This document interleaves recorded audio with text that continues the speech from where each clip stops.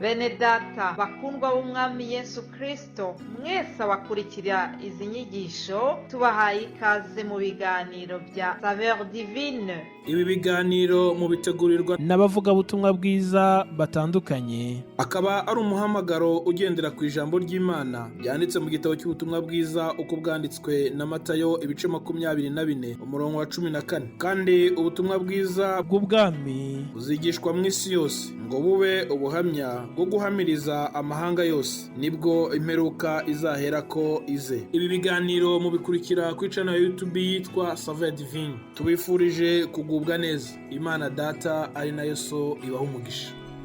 Haleluya. Yesu ashimwe. Bene data nshuti z'umusaraba, nzongeye kubaramutsa mu izina rya Yesu Kristo umunyanazareti, umwami umucunguzi w'ubugingo bwacu, uyo abari wahabwa icubahiro mu isi nkuko ijuru rimwubaha. Haleluya. Byarimwe byose bishima izina rya Yesu. Iryo zina niryo twaherewemwo agakiza, niryo duhererwamwo amahoro, niryo duhererwamo umutekano, kandi muri ryo duhabwa umugisha wose w'ubumana. Imana ishimwe. Nejeje kubana namwe kuri uno munsi. Ni mwene so kwizera Fabien.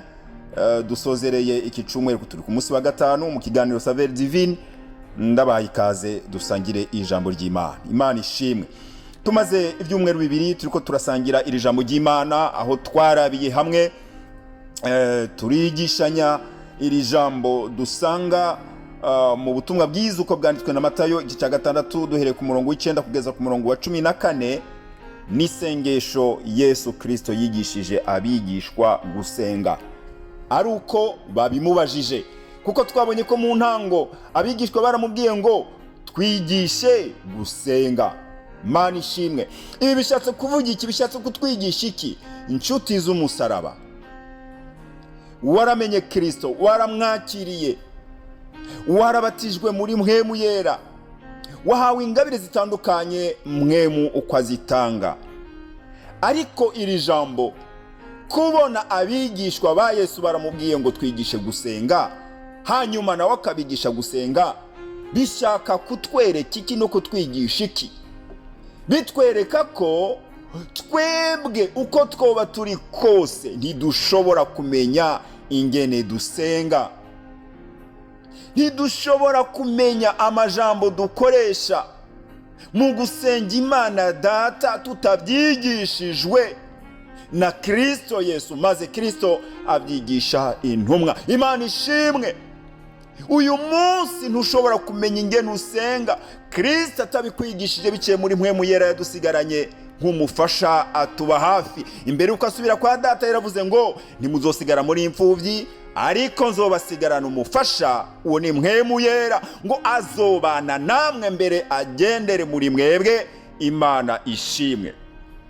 Mpwemu yera nawe tumubona amajambo menshi amuvuga ko nguyo niwe mufasha, mbere aradusengera akatunihira iminiyo itavugwa imbere y'Imana. Imana ishimwe.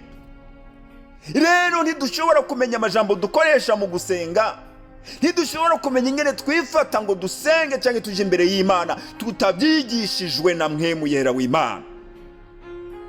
Mu ntege nke za kimuntu amajambo dukoresha amenshi n'ay'ubupfu, ayandi tuyatondeka nk'uko imitima yacu yipfuza, atari uko Imana igomba.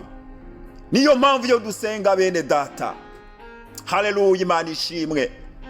Amajambo yose dukoresha, ibyo tuvuga byose ntibishika ku Mana nk'uko twabivuze, kuko byinshi ni iby'ubupfu, byinshi ni ibyo imitima n'imibiri yacu yifuza.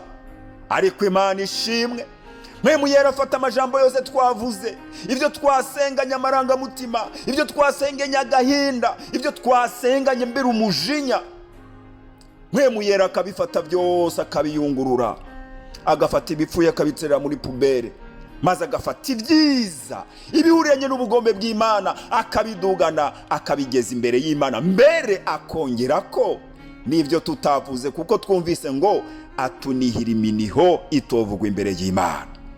Imana ishimwe. Haleluya. Yesu yigisha rero intumwa ngo murasenga muvuga gutya.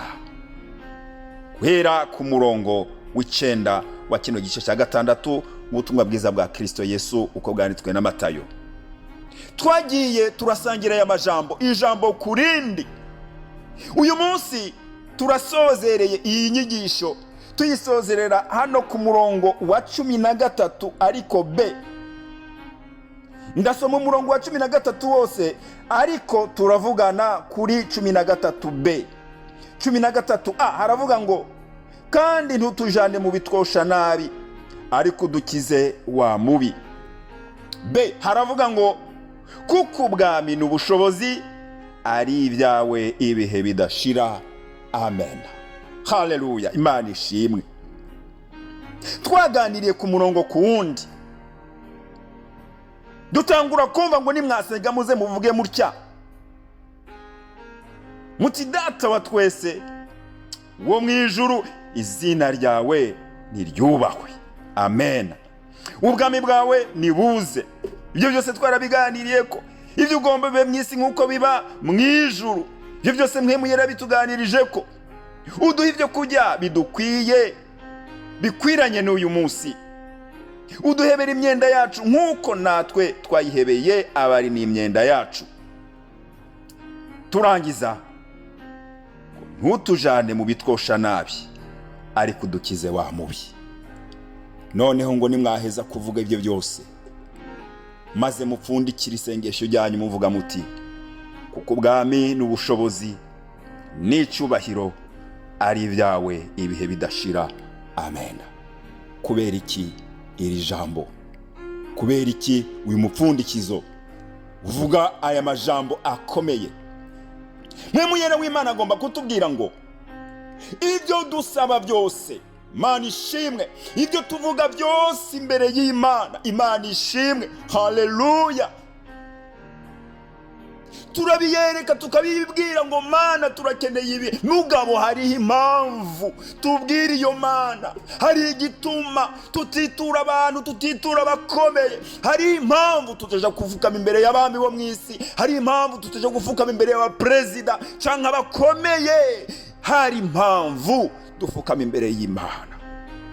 Iyo mpamvu nayo ni iki?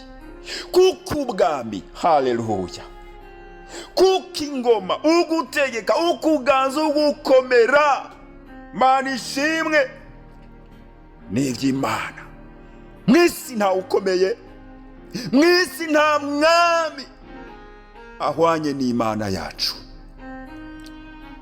Mana yacu ni umwami w'abami. Haleluya, le roi des rois, mufalme w'abafalme. Mana ishimwe. Ngo kandi impamvu tubibwira iyo Mana nuko n'ubushobozi, ubushobozi bwose, ubukomezi bwose, ububasha bwose, imbaraga zose, ubwenge bwose ni iby'Imana. Abari mwisi bo kwiga amashuri, abari mwisi bo minuza, abari mwisi bogira ubwenge buboneka nk'ubutangaje, abari mwisi bo kwitwa abanyenkomezi, abari mwisi bogira igisirikare n'igipolisi, abari mwisi bogira imbaraga za kimuntu n'iz'umubiri, ariko imbaraga n'iz'uhoraho Imana, ubushobozi n'ubw'uhoraho Imana. Imana ishimwe. Ijambo rya gatatu ngo n'icyubahiro. Haleluya, la gloire, icyubahiro n'icy'Imana. Amen. Banyakubahwa bo mwisi, banye n'icubahiro bo mwisi, n'iby'igihe gito bubaha uyu munsi, ejo bagakirwa ku iteka. Uyu munsi abantu barabubaha bakabahunga bakabigirwa kure bakabapfukamira, ariko ejo bakabakira kwa amateka twereka benshi bafukamiye, benshi bari bitabashwa, benshi barabakomeye, ariko bwaca kabiri imivyimba yabo ikajyama ku mabarabara, abantu basuzuguritse bakengeretse bakabacira amate mu maso. Kuko icyubahiro cyose hari icy'Imana yo mu ijuru. Icyubahiro cy'Imana ntikigira intango kandi ntikigira iherezo. Ibyubahiro byo mu isi bitangurira ku matora. Y'amatora heza umuntu yambikwa icyubahiro, ariko iyo manda iheze icyubahiro aracambugwa. Imana ishimwe kuko itaje mu matora. Imana ntigira manda. Ubwami n'ubutegetsi byose ni iby'Imana. Imana ihabwa icyubahiro. Haleluya. Rero nshuti z'umusaraba, mwakwirikiranye iyi nyigisho, mumenye neza, musigaranira ijambo. Dushobora kwibagira byose, ariko usigaranira ijambo rivuga ngo igituma Kristo yarigishije intumwa gusenga nuko tutazi gusenga. Ibyo tugomba kubwira Data, byose tugomba kubyigishwa na Mpwemu Yera w'Imana, niwe twasigaranye kugira ngo atugire inama. Kandi amaze kutwigisha ibyo tuvuga, haleluya, tumenye neza ko amena ubwami bwose, ubushobozi n'icubahiro ibya Data wo mu ijuru. Icyo gituma tubimusaba, kandi abikorera ico, abikora kuko ari umunyabushobozi, ari umwami w'abami, kandi akongera akaba umunyacubahiro. Izina ry'Imana rihabwa icubahiro. Imana ntitwishyura, Imana ntidusubiza, Imana ntiduha ibyo twasabye kuko twamenye kuvuga cange tubikwiriye. Ibiduha kuko ubwami bwose, ubushobozi bwose, icubahiro cyose ari byayo, kugira ngo yiheshe icyubahiro. Izina ry'Imana nihabwe icubahiro. Ndabashimiye cyane. Imana ibaha umugisha. Mwarakoze gukurikirana zino nyigisho. Imana ibagirire neza. Ndabifurije kugira weekend nziza, kandi ndabamenyesha yuko icumweru gitangura mu kiganiro Saveur Divine tugiye gufata akaruhuko kwiyererana n'Imana, kongera kuja kuvoma ijambo ry'Imana. Tuzosubira tugaruke hano mu kiganiro Saveur Divine inyuma y'icumweru, nukuvuga ngo kuwa mbere itarike 15 z'ukwezi k'umunani. Imana ibahezagire, mubandanye mugira ibihe byiza kandi mugubwe neza. Umwami Yesu abane namwe mu izina rya Yesu Kristo. Amen.